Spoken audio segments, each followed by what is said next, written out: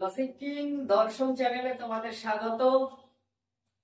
আজ আবারও তোমাদের সামনে ক্লাস 11 সেকেন্ড সেমিস্টারের বচনের আরো একটি পাঠ নিয়ে তোমাদের সামনে উপস্থিত হলাম। আগের দুটো ভিডিও যদি তোমরা না দেখে আসো তাহলে কিন্তু 3 নম্বর পাঠ কিচ্ছু বুঝবে না। সবাইকে বলছি, যদি বচন বুঝতে হয় তাহলে অবশ্যই 3 নম্বর পার্টটা দেখে 1-2 দেখে আসতে হবে, তবে কিন্তু 3 নম্বরটা বুঝবে। আজকে 3 নম্বর পার্ট আমি বচনের যে অংশগুলো বোঝাবো সেগুলো বুঝতে হবে, না বুঝলে কিন্তু পরে যে 4, 5, 6, 7 যে আমি পার্ট বোঝাবো সেগুলো কিন্তু তোমরা বুঝতে পারবে না। তাই আজকে ক্লাস 11 এর সেকেন্ড সেমের যে বচন প্রথম প্যারাতে প্রথম পাঠে বচনের বিভিন্ন ভাগ দিয়েছিলাম, দ্বিতীয় ভাগে বা দ্বিতীয় ভিডিওতে বচন নিয়ে আলোচনা করেছিলাম।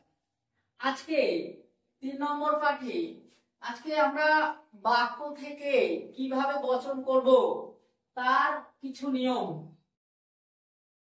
বাক্য থেকে বচন,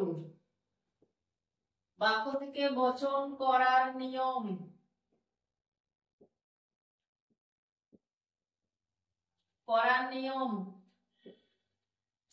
আজকে আমি কিছু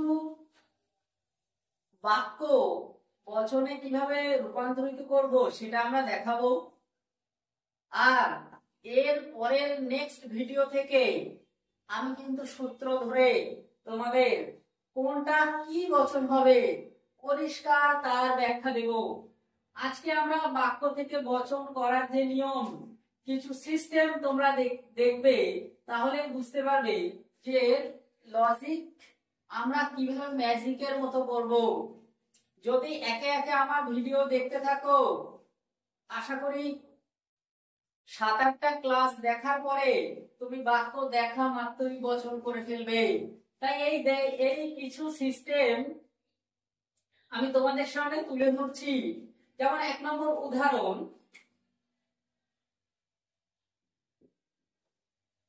এই যে বাক্য থেকে আমরা বচন করব, ধরো বললাম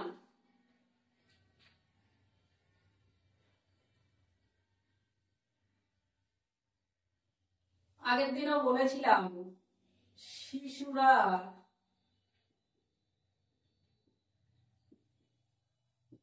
শিশুরা সরল। এরকম বাক্য যদি তোমাদের সামনে দিয়ে থাকে তাহলে তোমাদের বচন কিভাবে করবে আগের দুটো ভিডিওতে ব্যাখ্যা দেওয়া রয়েছে। তা আমরা পরিষ্কার ভাবে এলএফ কথাটা লিখবো। এর মানে হচ্ছে লজিক ফর্ম। এলএফ এ সকল শিশু হয়।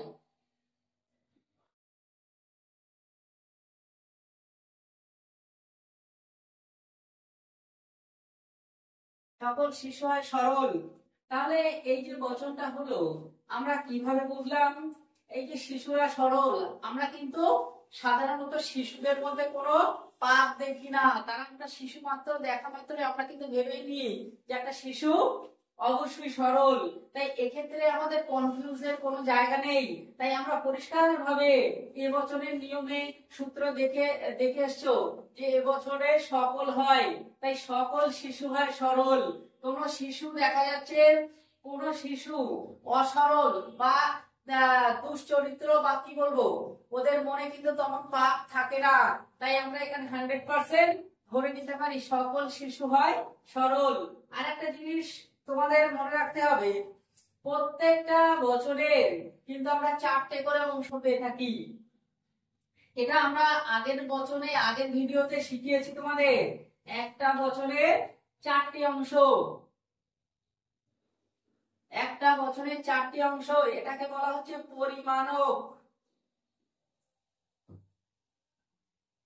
পরিমাণক।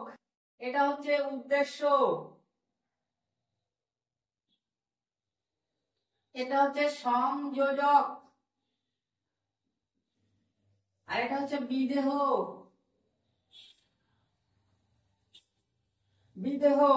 এই 4টে জিনিস কিন্তু তোমাদের জানতে হবে। আচ্ছা, 2 নম্বর আমরা বাক্য বলতে পারি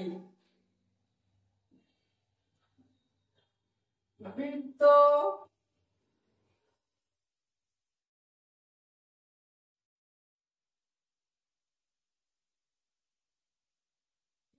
ত্রিভুজ নয়। তাহলে আমরা পরিষ্কার ভাবে আমরা সবাই জানি এর কি হবে, কোন বৃত্ত নয় ত্রিভুজ। তাহলে কি হবে, বৃত্ত ত্রিভুজ নয়, কোন বৃত্ত নয় ত্রিভুজ। তাহলে আমরা পরিষ্কার এখানে দেখো সমস্ত কিছু অস্বীকার করছে, এখানে কোনো কিছু কিন্তু স্বীকার করার জায়গা নেই। বৃত্ত কখনোই ত্রিভুজ নয়, তাই কোন বৃত্ত নয় ত্রিভুজ, একদম পরিষ্কার। যদি কোনো কিছু 100% স্বীকার করে তাহলে সেটা সফল হয় এবচন হবে, আবার যদি কোনো কিছু 100% অস্বীকার করে তাহলে সেটা তোমাদের কি হবে, ই বচন হবে, কোনো নয় কথাটা চলে আসবে। আচ্ছা, আমরা যে দুটো বাক্য করেছি এই দুটো বাক্যে আমরা কিছু জিনিস পাবো, যেমন আমাদের এই বাক্য থেকে আরো কিছু শিখতে হবে। এ থেকে যেমন তোমাদের চাইতে পারে যে এই বাক্যর অংশ বের করার সঙ্গে সঙ্গে যে এই বাক্যের পরিমাণ কি বা এর গুণ কি। তাহলে আমরা দেখতে পাচ্ছি এই বাক্যটা যদি আমরা বৃত্ত ত্রিভুজ নয়, যে এর যদি আমাদের গুণ পরিমাণ চাই তাহলে আমরা কিভাবে লিখবো, তাহলে আমরা এইভাবে উত্তর করতে পারি, এই বাক্যটির এই বচনটির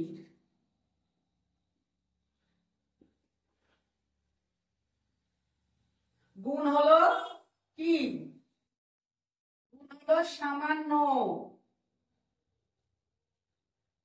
সামান্য, আর পরিমাণ হচ্ছে সরি সরি গুণ হলো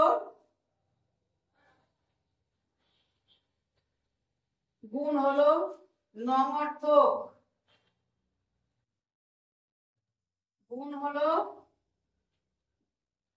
নঙর্থক। এই যে নয় রয়েছে, সুতরাং আমাদের পরিষ্কার আমরা দেখতে পাচ্ছি না থাকলে বা নয় থাকলে নঙর্থক হয় এবং হ্যাঁ থাকলে সদর্থক হয়, হয় থাকলে সদর্থক হয়, নয় থাকলে নঙর্থক হয়। তাহলে এই বচনটির গুণ হলো নঙর্থক এবং পরিমাণ হলো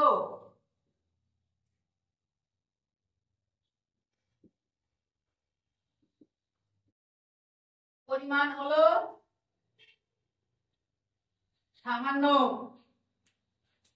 আমরা আগের ভিডিওতে বলে দিয়েছি যে হয় হলে সদর্থক, নয় হলে নঙর্থক। তাহলে গুণ আমাদের হয় দু রকম হবে, হয় সদর্থক হবে, নয় নঙর্থক হবে। তাহলে আমরা আগের বচনে দেখে এসেছি এ আর আই বচন হচ্ছে সদর্থক আর ই আর ও বচন হচ্ছে নঙর্থক।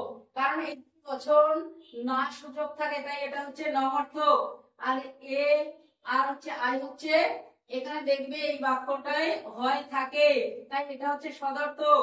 আরেকটা জিনিস তোমাদের মনে রাখতে হবে, কোন বাক্যে যদি হয় নয় কোনো কিছু উল্লেখ না থাকে তাহলেও সেটা সদর্থক। নঙর্থক তখন বুঝবে যখন বাক্যতে তোমার না সূচক কথাটা থাকবে, তখন সেটা তুমি বুঝবে যে এটা নঙর্থক বাক্য। আচ্ছা, নাম্বার 3 নম্বর আমরা বলতে পারি, 3 নম্বর আরো একটা বাক্য আমরা বলতে পারি, কিছু লোক কিছু লোক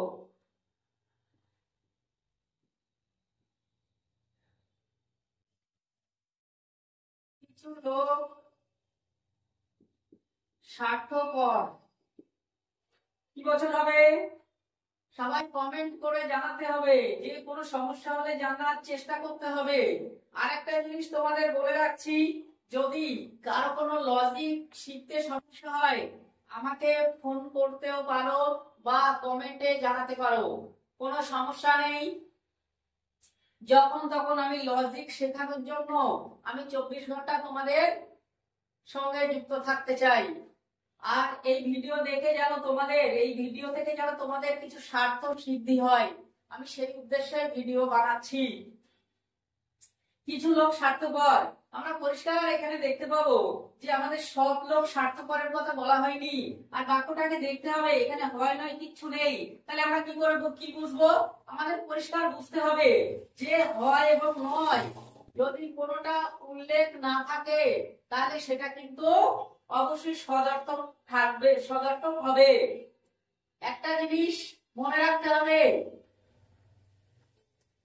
একটা জিনিস মনে রাখতে হবে, কোন বাক্যে না থাকলে তবেই নমর্থক, আর যদি হয় নয় কিচ্ছু না থাকে তাহলে সেটা কিন্তু সদর্থক হিসেবে তোমাদের ধরে নিতে হবে। তাহলে দেখো কিছু লোক স্বার্থপর, তাহলে আমাদের কি হবে, এলএফ আই। কিছু কিছু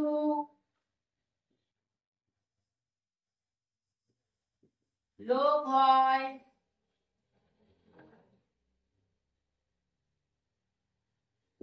কিছু কিছু লোক হয় স্বার্থপর,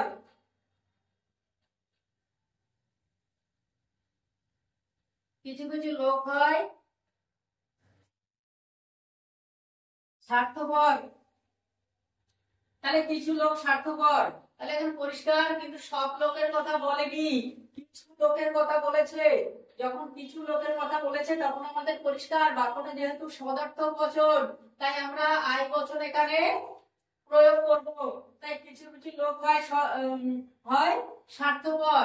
এক্ষেত্রে আমাদের আবার ওই একই কথা, যদি তোমার গুণ পরিমাণ বার করতে দেয় তাহলে আমরা কি পাচ্ছি, এখানে গুণ হচ্ছে, গুণ হলো সদার্থক কারণ হয় রয়েছে, আর পরিমাণ হলো, পরিমাণ হলো কিছু কিছু। তাহলে কিছু কিছু স্বীকার করেছে, কিছু কিছু অস্বীকার, তাই পরিমাণ হচ্ছে বিশেষ।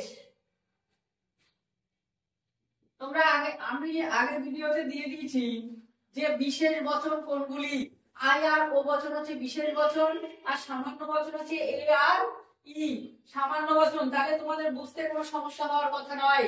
আর যদি কোনো সমস্যা হয় তোমরা কমেন্ট করো আমাকে, এছাড়া ফোন নম্বর দেওয়া আছে, ফোনেও তোমরা জিজ্ঞেস করতে পারো।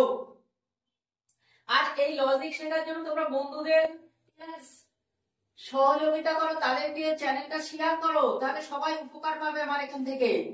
আমি তোমাদের লজিক শেখানোর চ্যালেঞ্জ নিয়ে ভিডিও করছি। কিন্তু নাম্বার 4,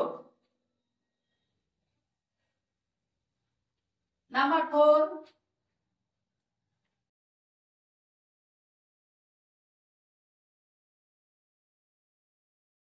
কিছু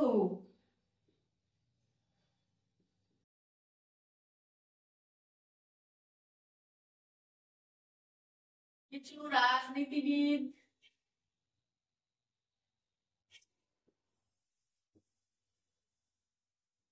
স্বার্থপর নয়।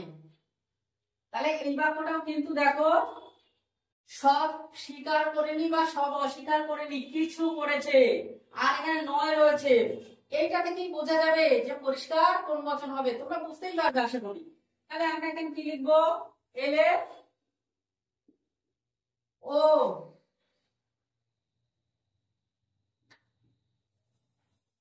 কিছু কিছু, সরি আমরা বছরের নিয়মে যাব।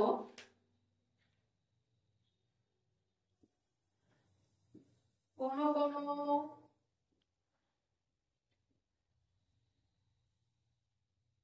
রাজনীতিবিদ নয়